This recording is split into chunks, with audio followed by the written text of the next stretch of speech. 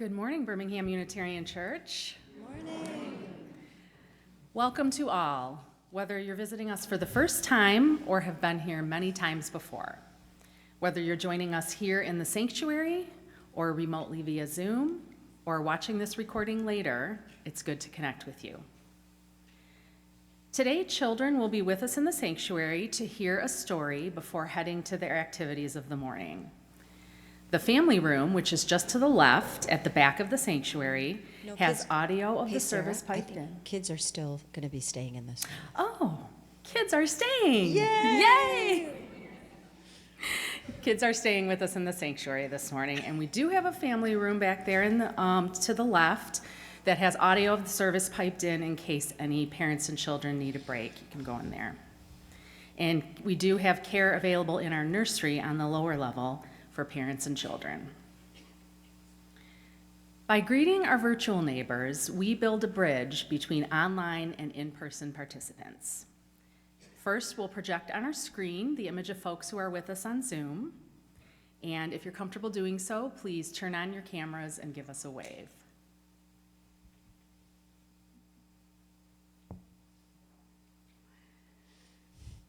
Now, we who are gathered here in the sanctuary are invited to turn and face the camera in the back and give the folks on Zoom a wave.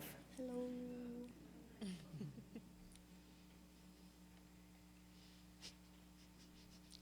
We invite you to join us in Hodis Hall for coffee and conversation after the service. And Hodis Hall is located to the left after you exit the sanctuary. Our newcomer table is a place where visitors and newcomers can meet and chat with members of the congregation and with each other, and all are encouraged to drop by that table. Just look for the colorful sign.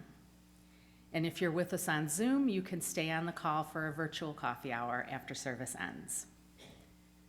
Wherever, however, and whenever we connect with BUC, we are building this beloved community.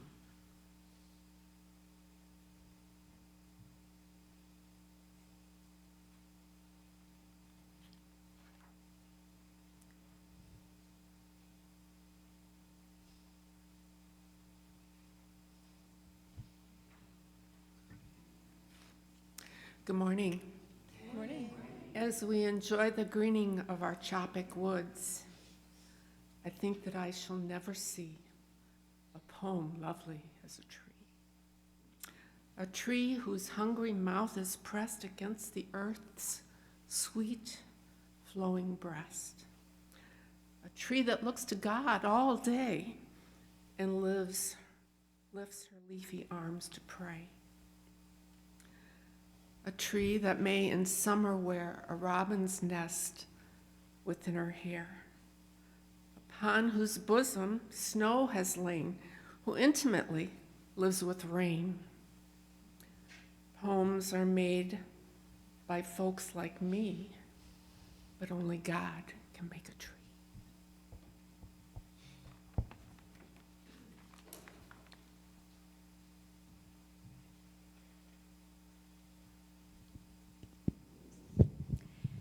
This morning, we welcome you to share an opportunity to worship with the wisdom of trees and the earth. And it's a pretty good time to celebrate the earth, having seen all the wonderful pictures from Artemis II. One can know trees as friends by their character, by their shapes and their habits, by where and how they live. All of that knowledge adds up to great responsibility and great love. Please rise in body or spirit and join in singing hymn number 1068, Rising Green.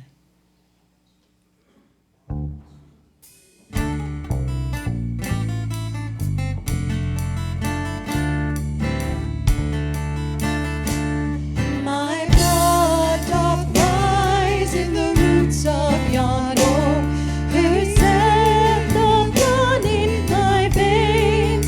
Boundless my soul, like the open sky, where the stars forever have lain. Where the stars, where the stars, where the stars forever have lain. My hands hold the weavings of time without end. My sight as deep as the sea. Beating my heart sounds the measures of old, that of love's eternity. That of love, that of love, that of love's eternity.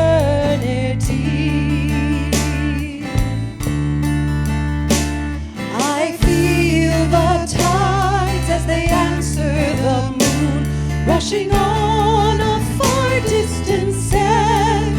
Winging my song is the wind of my breast, and my love blows over the land. And my love, and my love, and my love blows over the land. My foot carries days of the old into new. Our dreaming shows us the way. Wondrous our faith settles deep in the earth, rising green to bring a new day. Rising green, rising green, rising green to bring a new day.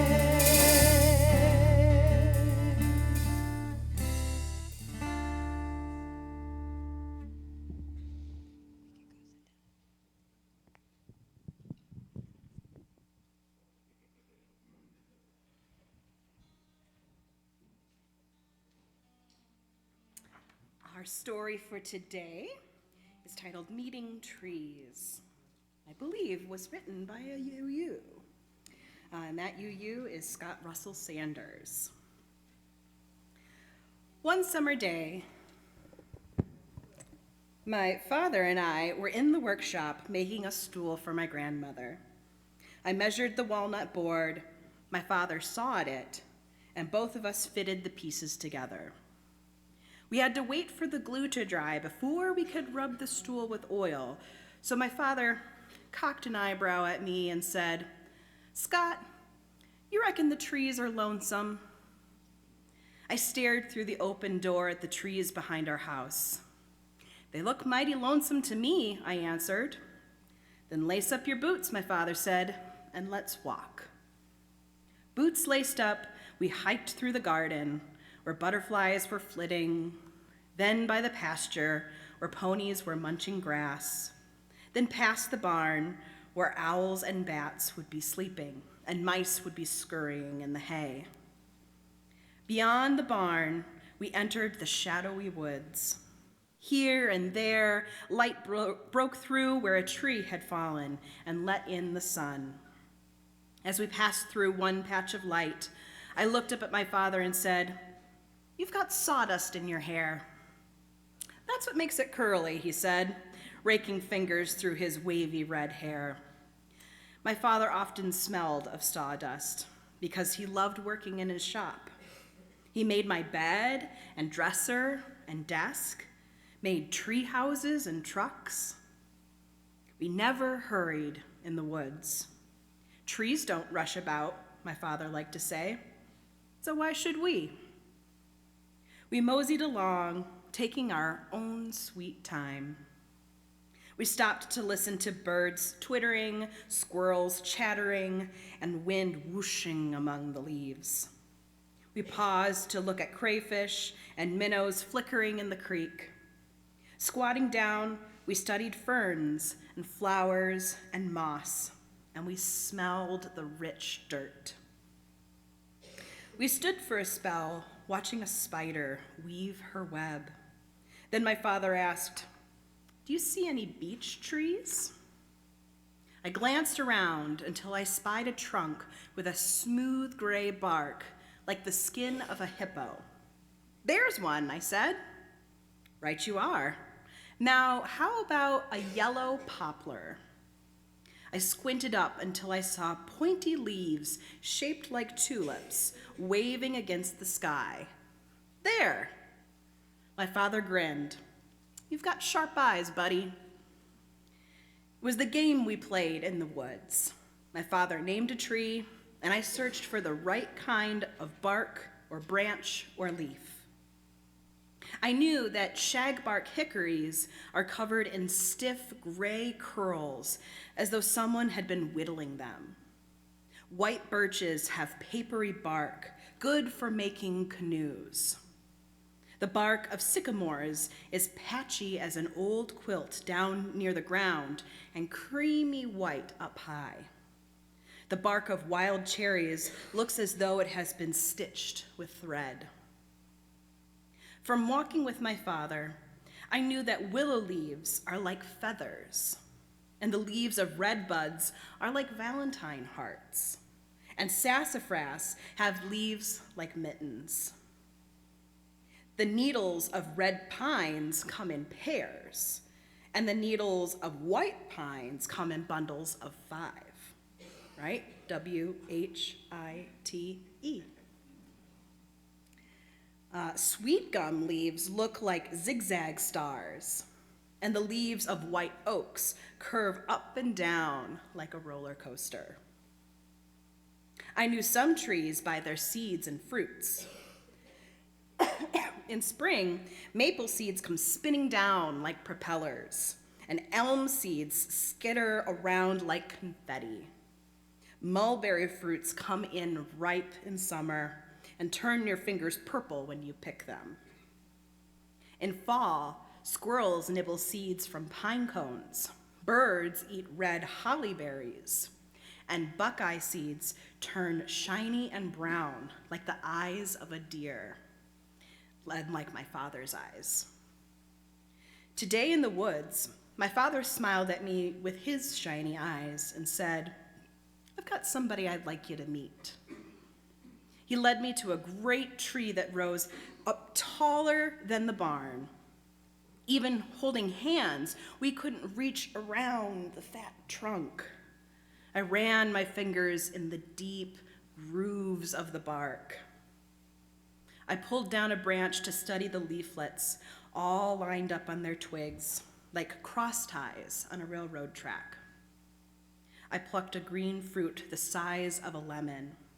The skin was bumpy and hard, and it left on my fingers the sharp, clean smell of soap.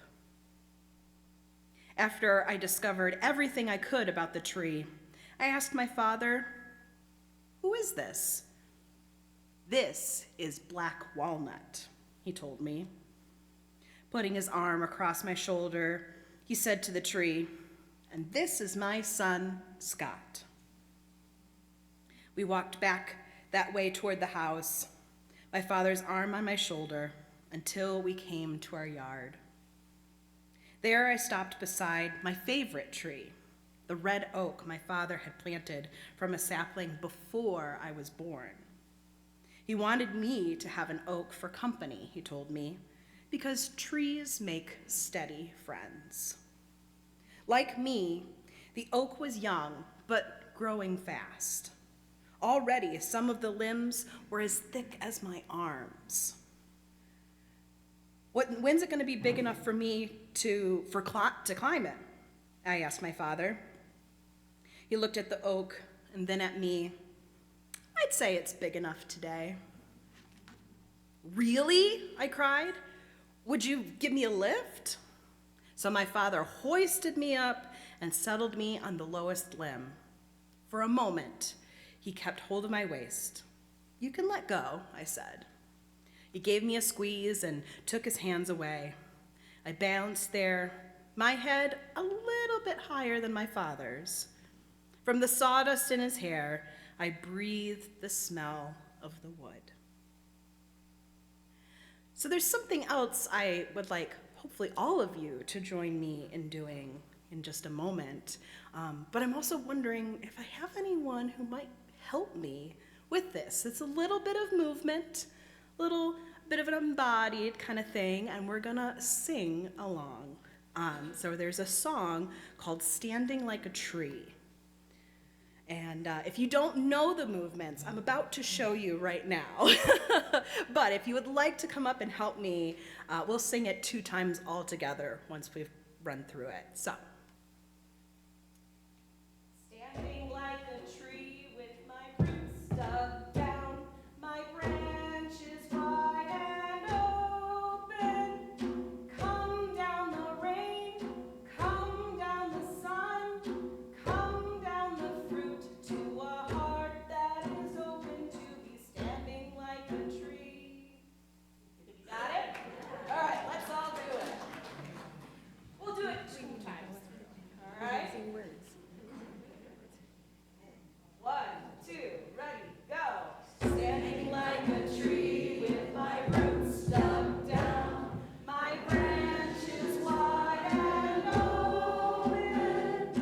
Come down the rain, come down the sun, come down the fruit to a heart that is open to be standing like a tree.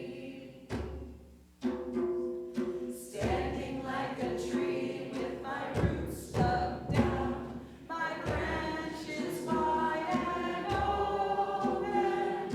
Come down the rain, come down the sun, come down the fruit to a heart that is open to be standing like a tree. Thank you all so much.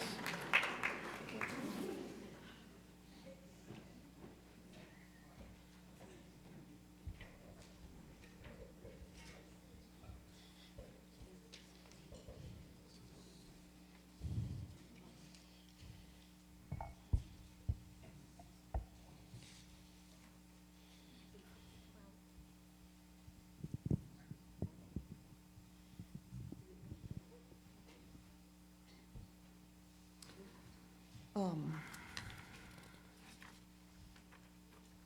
that's it. Sorry, I'm not finding my, here we go. The mission of Birmingham Unitarian Church is to be a free and welcoming religious community that encourages lives of integrity, learning, service, and joy. One way we live out this mission is by giving half of our weekly offering to a nonprofit organization that shares our values and addresses needs in the community.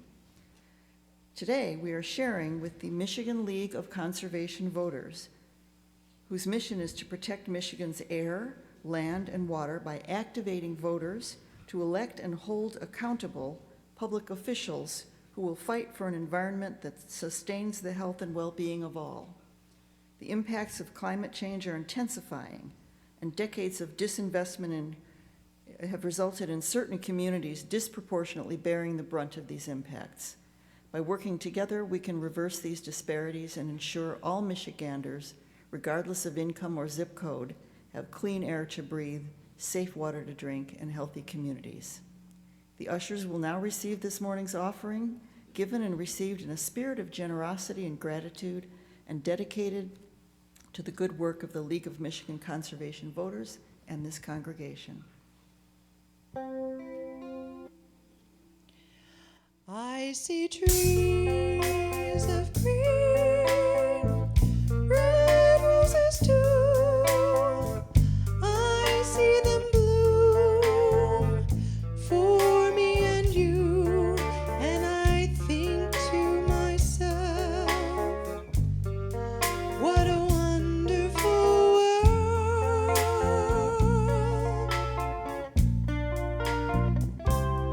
I see skies of blue and clouds of white, the bright blessed day, the dark sacred night, and I think to myself, what a wonderful world.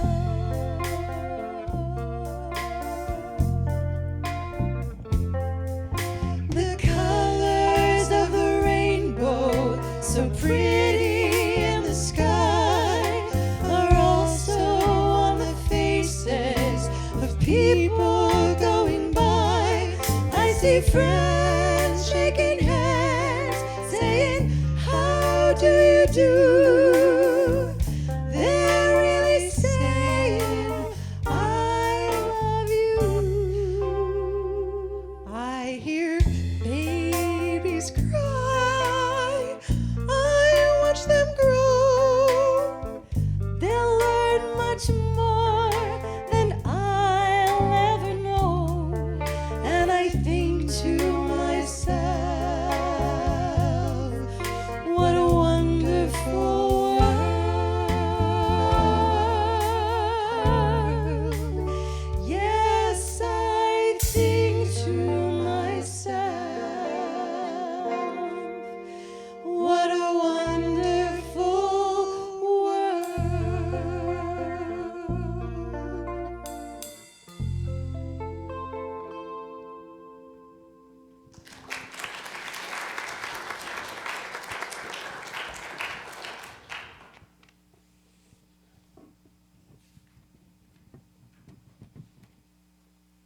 I invite you into a collective meditation this morning, and you may close your eyes and create some personal visions.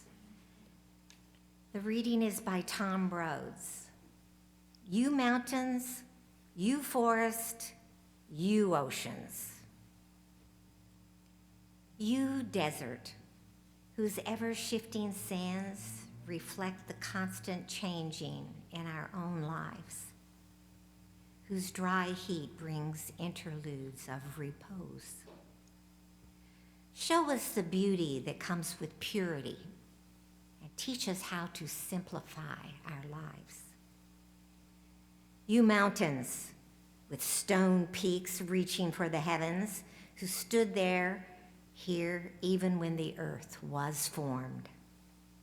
You of dazzling heights and ancient age, lend us your perspective, for our actions now may yet impact the ages to come.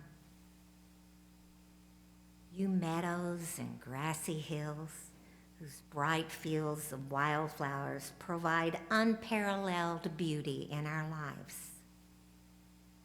Provide us with the time to pause and reflect on God's artistry and playfulness. You forests of sturdy oak, hewed maple, and evergreen, you home of deer and bear and rabbit and eagle, shelter in our play and hostage to our ambitions, grant us your maturity and the wisdom to truly know what we do to ourselves. You age-old rainforest rampant with life's creativity, you tangled masses of trees and vines embody our interdependent web. You are diversity incarnate. Bestow upon us the ability to appreciate the interconnectedness of all being. You, ocean of the deep, keeper of the earth's last mysteries, beneath your ceaseless waves, in your quiet and dark womb did life first begin. Remind us of our beginnings.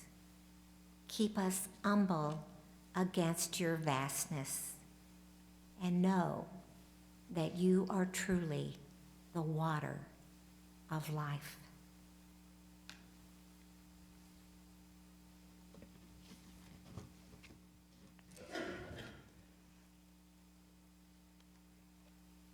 Our joys and sorrows are many this morning. From Karen and Rich Schreck. I'm happy to announce that our granddaughter Abby, who grew up in this church, will be going to Harvard this fall to begin graduate studies at the Divinity School. It takes a village. Thanks to all of you who were part of this village. You can all be proud too. Today, Ginger Luckens is celebrating her 73rd circumnavigation of the sun. For the science geeks, that means she's traveled over 46 trillion miles through the cosmos. Well,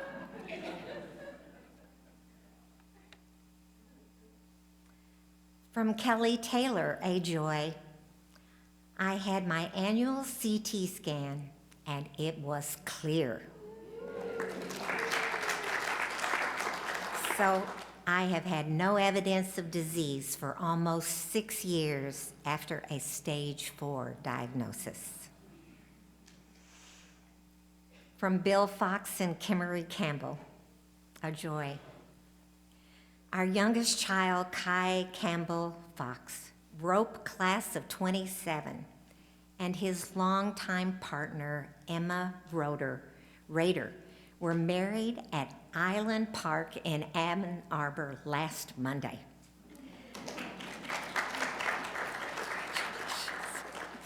They have planned a real wedding and celebrations for 2027, but practical considerations, Emma needs Kai's health insurance benefits, and political concerns prompted them to actually marry sooner. We are very happy that we can now claim a full complement of offspring-in-law among our 3 children and Swiss exchange daughter, and look forward to a wonderful party to come.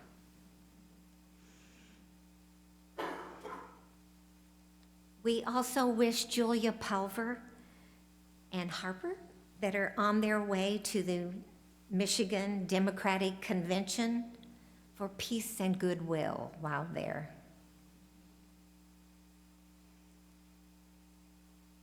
Our sorrows this morning. From Amanda Hobold. I lost my ride or die, my soul sister, my best friend, Dorota, also known as Dee, on Tuesday this week. We enjoyed a beautiful friendship of almost 33 years since we were both 10 years old. She has 2 young boys, 10 and 7, left behind. Please keep them in your minds and hearts, and everyone else that lost this amazing person so suddenly and way too soon as we learn to navigate life without her. From Brian Johnson, please keep me in your prayers and thoughts for healing. Shannon, ask our thoughts and concern my dear friend, colleague, and role model, Diane Melvin, DRE at People's Church in Kalamazoo, was the unfortunate witness to a devastating tornado that tore through her yard last week. Although her house remains standing, she and her neighbors sheltered in her flooded basement as her neighbor's house was completely destroyed. While thankful no humans or animals were harmed, she mourns the loss of several centuries-old trees in her yard. Prayers for continued cleanup and community care are welcomed by all.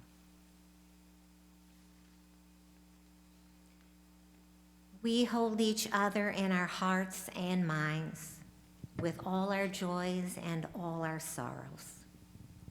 We remember those experiencing losses and those facing health challenges. We pray for all those affected by war, by hatred and violence. We pray for peace. Even when the cares of the world weigh upon us, may we find joy in our connections with each other and in the pleasures that life holds. Let us care for one another and for ourselves in all the ways we can. We now give ourselves a moment of reflection and lifting up these joys and sorrows.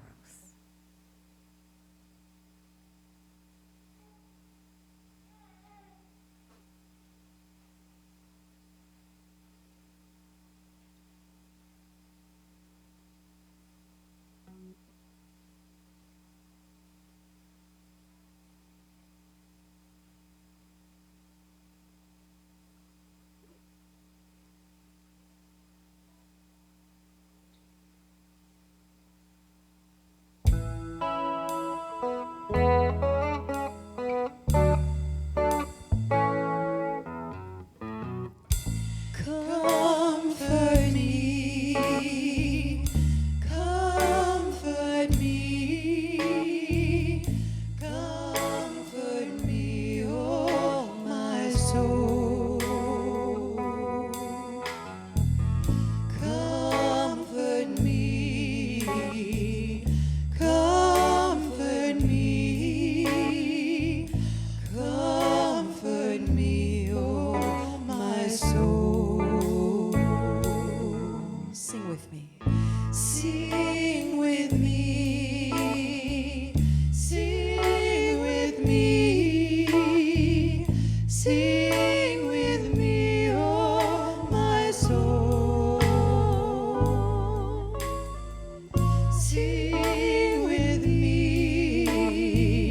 Sing with me. Sing with me, oh my soul.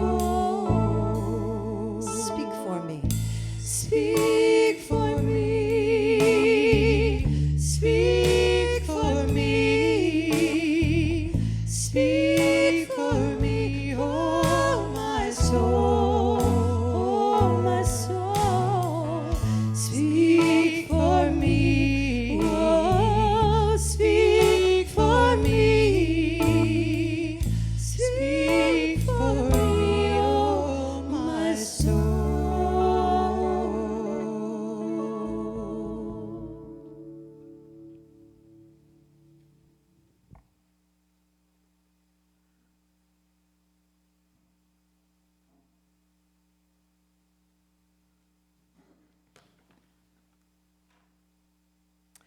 When I was asked to read this story, I remembered my grandfather, who was a farmer of 420 acres near Chelsea, Michigan.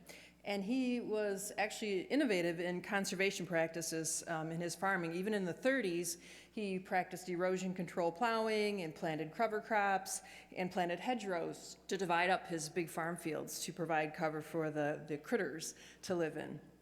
And throughout his life, he planted trees, even though this took over some of his farmland. Even into his mid-80s, he planted tiny little pine saplings, never would see them mature. And I too have planted trees and have been a gardener, and marveling now that the trees I planted 19 years ago in my current home are 40, 50 feet high, which is amazing. So this story that I'm going to read was written by novelist Jean Giono and published in 1954 in Vogue magazine. It goes like this. In my youth, I liked to hike in the mountains and would often head out with what I needed for a few days in a small pack. One trip in particular had a profound effect on my life. It was through a desolate region where I seldom encountered others. The few people living in tiny villages of 3 or 4 families made their living by cutting the white oak trees near their villages and taking them to towns below to be burned for charcoal.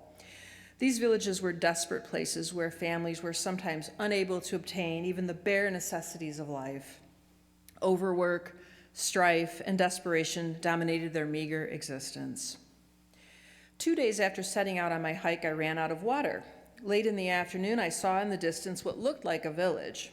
All that remained of the village were a few roofless houses eaten away by wind and rain, and a church with a crumbling steeple. The well in the village was dry.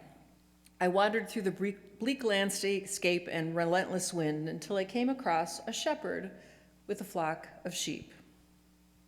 The shepherd shared his water with me. Evening was approaching, and when he asked me if I needed a place to stay for the night, I gratefully accepted.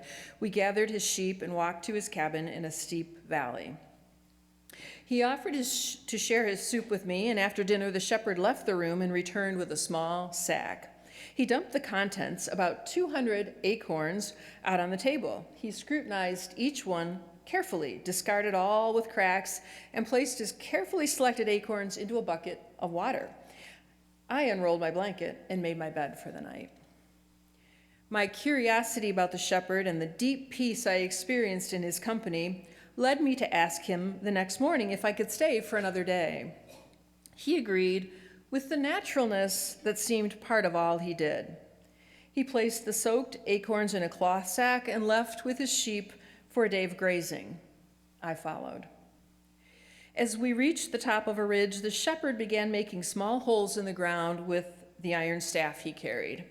He placed one of his carefully selected acorns into each of the holes. He was planting trees. It did not matter to him who owned the desolate land. With the same care with which he seemed to do everything, he planted acorns. Gradually, he told his story. One time he had farmed in the lowlands with his wife and son, but both had died. Desiring solitude, he moved up into the mountains where he now lived with his dog and sheep. He began planting, he said, because the land was dying for want of trees, and he had nothing more important to do. In addition to oak trees, the shepherd had started a nursery for beech and birch trees, and he told me that he was considering these trees for the valley because he thought there would be moisture just under the surface. The next day, as I continued on my journey, I thought of the shepherd. I could not help but compare his life to my own. He seemed to be content in service to a vision of beauty. He got his satisfaction from what he gave. My life, in contrast, was one of preoccupation with what I might obtain from my efforts. Not long after my visit with the shepherd, war broke out and I signed on as a soldier. I soon became preoccupied with survival. When the war ended, I found myself needing silence and clean air, and I set off again on roughly the same trek I had years earlier. I wondered about the shepherd and his seedlings. After all of the suffering and death that I had seen in the last 5 years, I almost expected that the shepherd too had died. But the shepherd was as healthy and active as ever. The war had changed nothing for him. He was only vaguely aware of it as he continued to plant thousands of trees. We spent the day walking silently through the growing forest. The first oaks were now 10 years old and taller than either of us. The beech and birch trees that I'd seen in his small nursery were now several feet high and spread out as far as I could see in all directions. He had been correct in thinking there was water just below the surface. Like adolescence, his beech and birch trees were springing into life, sturdy and confident. Nature was now taking over. In contrast to the destruction of war, the shepherd had created a place of beauty and harmony. A stream, dry for as long as even the oldest inhabitants of these mountains could remember, was now flowing again. Along the banks, willows now grew, their seeds evidently carried there from the winds. There were meadows, gardens, and flowers. The changes had happened gradually, and while people barely noticed, a sense of joy now infused their lives. No one knew what the shepherd had done, and no one bothered him. Within a few years, a law was passed protecting the newly grown forest. Cutting trees for charcoal burning was now officially banned. The trees continue to grow. Over the years, I visited the shepherd when I could, and I witnessed the results of his work.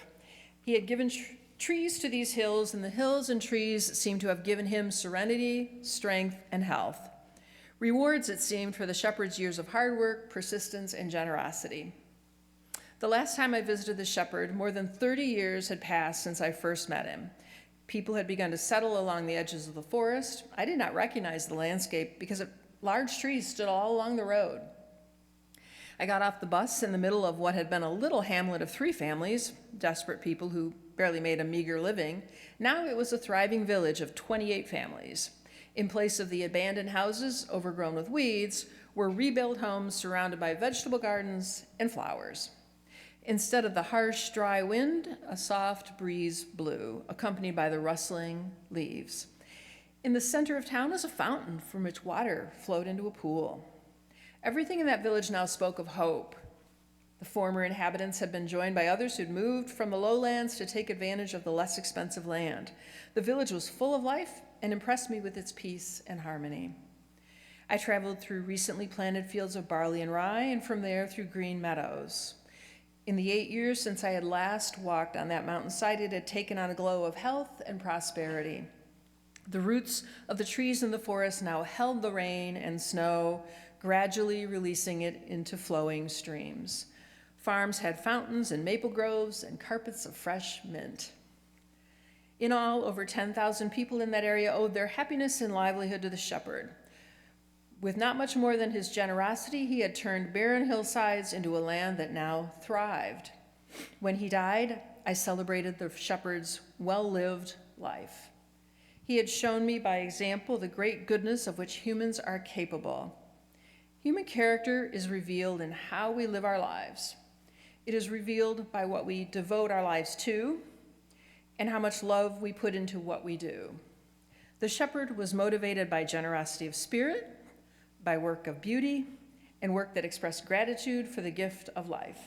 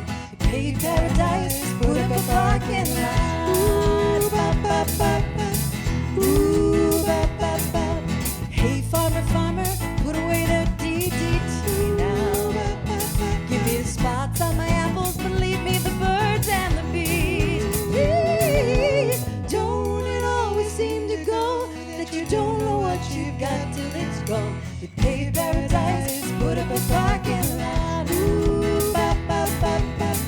Ooh, bop, bop, bop.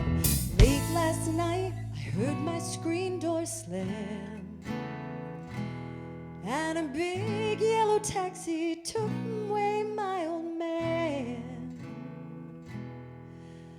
Don't it always seem to go that you don't know what you got till it's gone? Pay paradise, put up a parking lot. Ooh, bop, bop, bop, bop. Don't it always seem to go that you don't know what you got till it's gone? Pay paradise, put up a parking lot. Ooh, bop, bop, bop, bop. Pay paradise, put up a parking lot.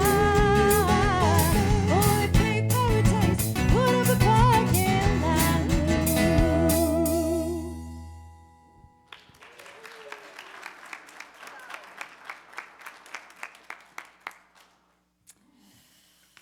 I love that song. Wars and rumors of war, immigration chaos, reproductive injustice, gas prices skyrocketing, global warming. The world sometimes feels like it's on fire, and we're watching from the sidelines, wondering if we can make any real difference. We do what we can. We vote, we write to our representatives, go to protest marches, donate money. All of these things certainly make us feel better, but we have to wonder sometimes whether it really makes any tangible difference. It won't surprise those of you who know me that what worries me the most is the degradation of our habitat, Mother Earth. One of the most harmful things we've done is to foster the loss of biodiversity. Biodiversity is the variety of life on Earth in all its forms, from genes and bacteria to entire ecosystems such as forests and coral reefs. The biodiversity we see today is the result of 4 billion years of evolution. Biodiversity forms the web of life that we depend on for so many things: food, water, and a stable climate, to name just a few. But nature's in crisis. Up to 1 million species are threatened with extinction, many within decades. Every time a species disappears, a part of the web of life weakens. Our future and the future of this planet depends on the strength and resilience of this web. Our government has done some important work over the past 100 years or so to help preserve space for all of the diverse elements of life on Earth. We have the Endangered Species Act, the Environmental Protection Agency, and the National Park System, devoted to keeping as much space as possible in as natural a state as possible. But we've failed to protect biodiversity. We continue to lose species at an alarming rate. What can be done, especially by individuals like you and me? Today, I want to share with you the thoughts of one expert.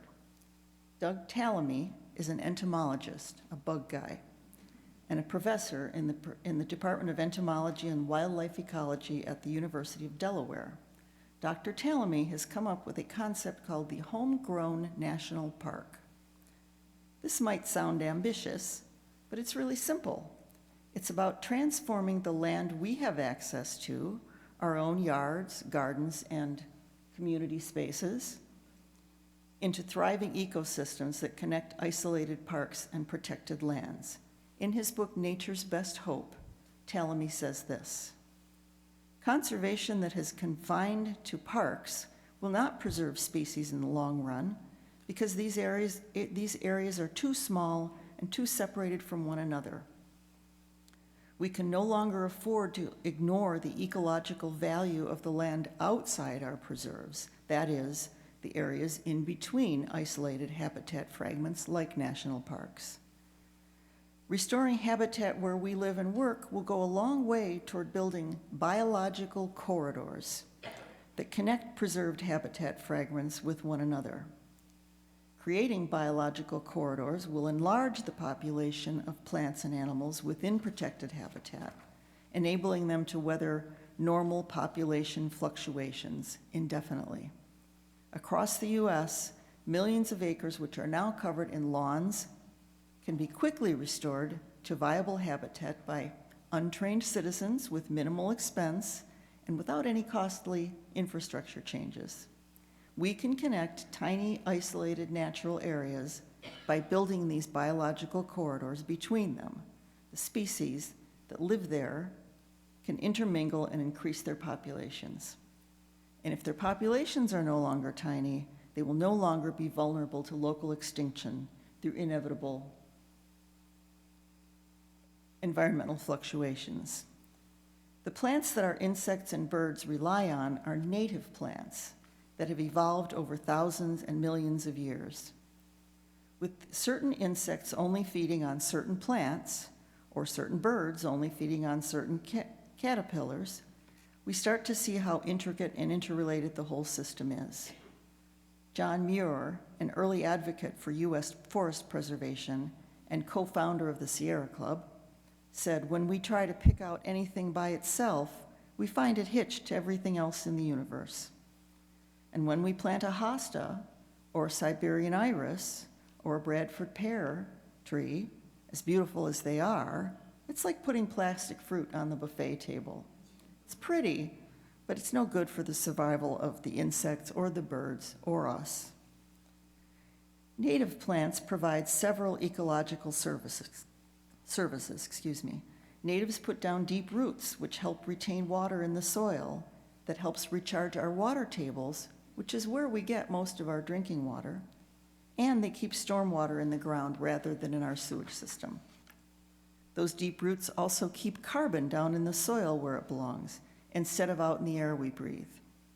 They clean the air and the water by processing toxins, giving us healthier, cleaner world to live in. Native plants get along great with insects, so we don't need pesticides, those things that kill the very beings we're trying to preserve. And they support our all-important pollinators, the insects that environmentalist E.O. Wilson calls the little things that run the world. The plants and insects that have evolved to work together in an intricate, fascinating ways are essential to life on this planet for all living beings. Without those insects, you and I could not live here. The key is that there should be enough native plants in enough abundance to feed enough birds and bees to keep the whole system operating. Some insects are partial to certain plants, like monarch butter caterpillars and their insistence on having milkweed to feed on, as you've seen in some of those photos. Other relationships are broader, and certain plants are very popular. These are the generalists, those plants that everyone loves, like the ice cream of nature. They are called keystone plants. A keystone plant is one that plays an outsized role in their ecosystem.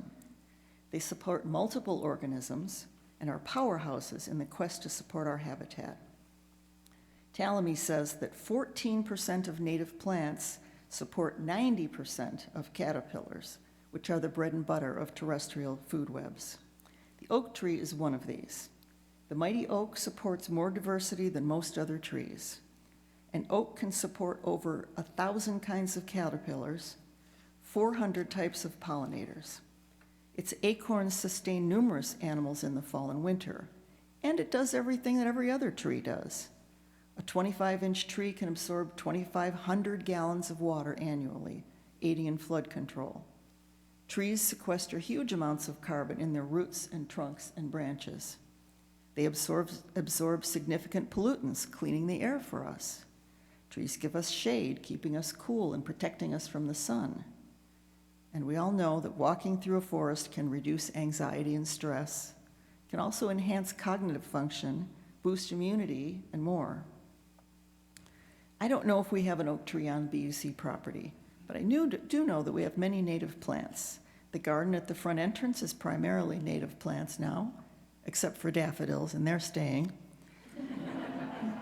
If you take a stroll through our own Choppick Woods right out this window, you can see many native plants and trees. Beginning in the Memorial Glen, you'll walk through an area of native trees and shrubs. Near the end of that area, you'll start to see more prairie plants, which were planted here by a group of BUC folks led by Pat Hammer and Stephanie Patil back in 2012. Once out of the woods, you'll enter an area we planted a few years ago on the lower level lawn. There's plenty of life happening out there right now, and it will get more beautiful as the weeks go by and summer starts to happen. So, what can you as an individual do about biodiversity loss? The slides showed you what a few BUC folks are doing at their homes and at BUC and at the Sakwa Garden. If you live in a space where you can make a garden, you can plant native plants there. Doesn't need to cost much. You can even get seeds here at BUC every year when we have a native plant exchange run by Kimmery Campbell and Drika DeGraff. If you don't have space for a garden, or even if you do, you can come here and help us with the gardens at BUC. Just send me a message and I'll put you on the list to tell you when we'll be working. You can help tend the native plant garden at Sakwa in Royal Oak, which is the Southern Oakland County Water Authority. Lillian Dean's been running that garden for many years. She would love to have you come help her. The Sierra Club has a project. We're planting a pollinator garden in Pontiac. You can read Talamy's book, Nature's Best Hope. Once you start looking, there are many opportunities to learn about and plant native plants, just like the people whose gardens were shown here. And many thanks, by the way, to Drika DeGraff, Karen Stanke, Kimmery Campbell, Lillian Dean, Amy Smalley, and Cindy McLeod for sharing their spaces with us today. Any of those folks will be glad to talk to you about how they got started, but be careful, they may drop some plants off on your front porch. Today after service, Drika and I will be handing out bookmarks to share more information about Talamy and his Homegrown National Park concept. A few weeks ago, I saw a quotation attributed to Robert F. Kennedy, the original one. When I researched it a bit, I found it wasn't by Kennedy. It was by another liberal Catholic, Stephen Colbert. He said, "Everyone has an obligation to push back on the temptation to despair." And we probably all know the quote from Joan Baez, "The antidote for despair is action." And Doug Talamy says, "Nature's best hope is you." So let's act against biodiversity loss. Let's go out there and get our hands dirty.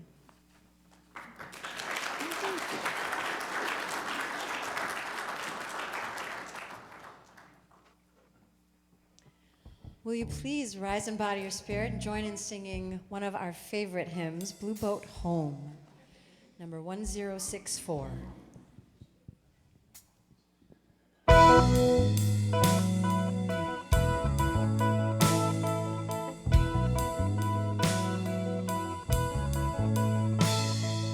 Oh, below me I feel no motion, standing on these mountains and plains, far away from the rolling ocean. Still my dry land heart can say,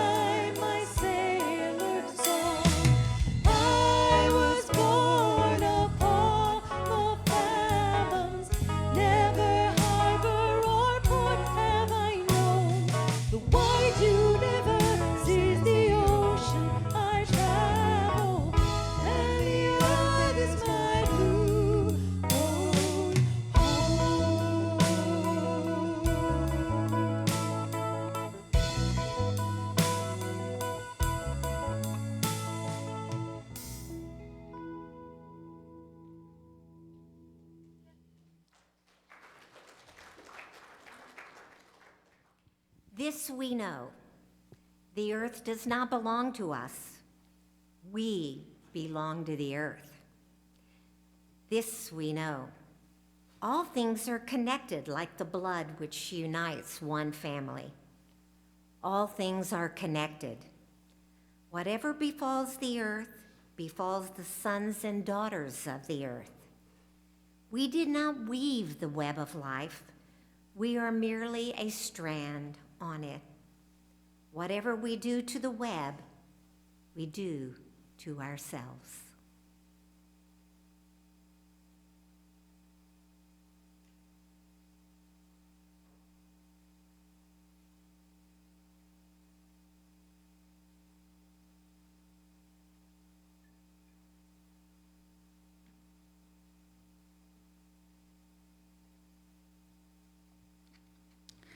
Spirit of wisdom, bless us with greater knowledge and compassion for Mother Earth.